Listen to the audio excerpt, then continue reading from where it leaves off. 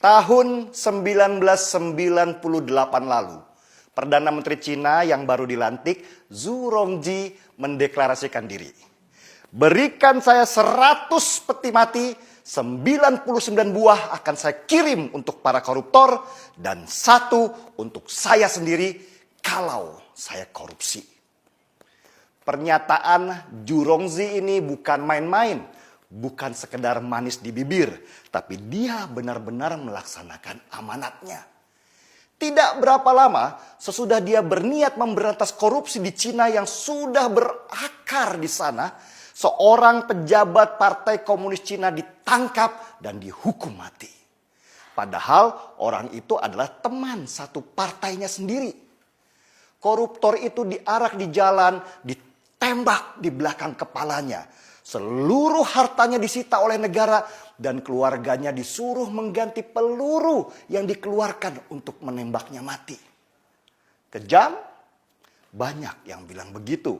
Dan kelompok hak asasi manusia yang berpusat di Amerika seperti biasa teriak-teriak, protes, tidak boleh ada hukuman mati karena manusia punya hak untuk hidup. Tapi Cina tidak peduli. Ribuan lagi koruptor mereka tangkap dan mereka tembak mati.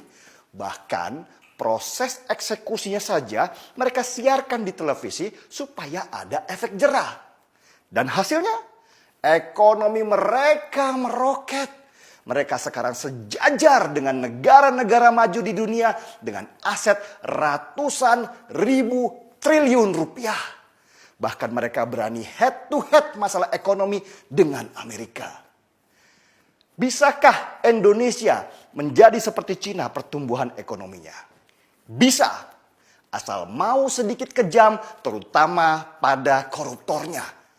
Indonesia sama seperti Cina sebelum tahun 1998. Korupsi sudah menjadi budaya dari atas sampai bawah. Kalau nggak korupsi rasanya badan nggak enak. Soalnya di sekitarnya begitu semua. Pertanyaannya, beranikah Indonesia? Wacana hukuman mati untuk koruptor di Indonesia sebenarnya adalah wacana lama.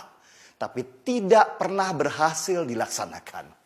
Ya gimana? Wong untuk itu harus dibuat undang-undangnya dulu. Yang membuat adalah DPR. Dan di mana koruptor yang paling banyak?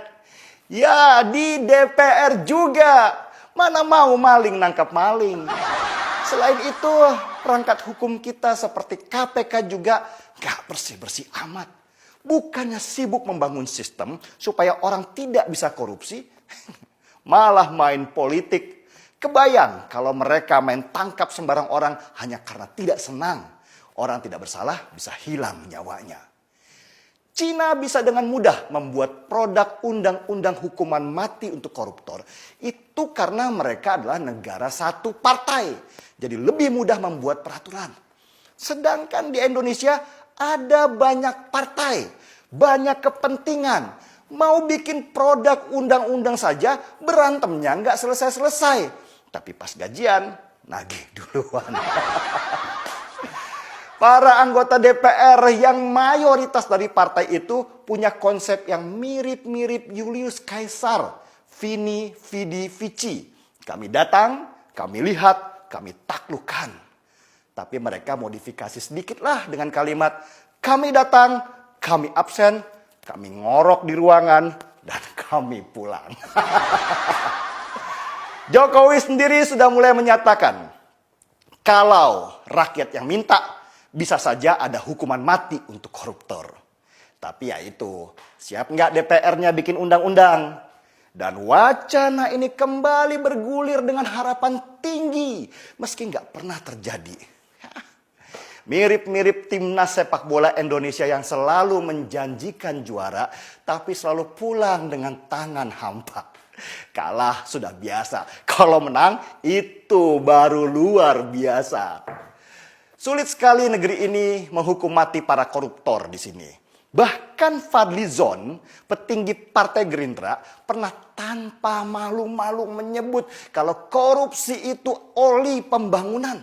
Kalau nggak ada korupsi, negara nggak jalan. Nah loh, gimana mau bikin undang-undang?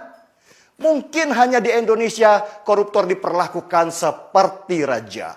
Dikasih baju kebesaran warna oranye, terus dadah-dadah di depan kamera dengan senyum lebar di wajah. Nanti di depan pengadilan yang laki pakai kopiah dan yang wanita pakai kerudung mendadak syariah. Lalu di penjara mereka bisa bayar untuk dapat ruangan mewah, bahkan bisa jalan-jalan dan nginap di hotel mewah. Dan kalau sudah tua, dikasih gerasi karena sakit mulu dan membebani keuangan negara. Jumlah rupiah merawat koruptor di negeri ini jauh lebih besar dari jumlah rupiah yang dikorupsinya.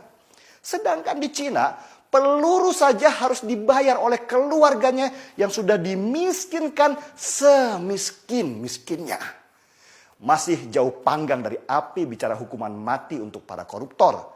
Jangankan melawan Cina, melawan negara kecil seperti Vietnam aja, kita masih kalah. Sedih kan? Marki Bong, mari kita seruput kopinya.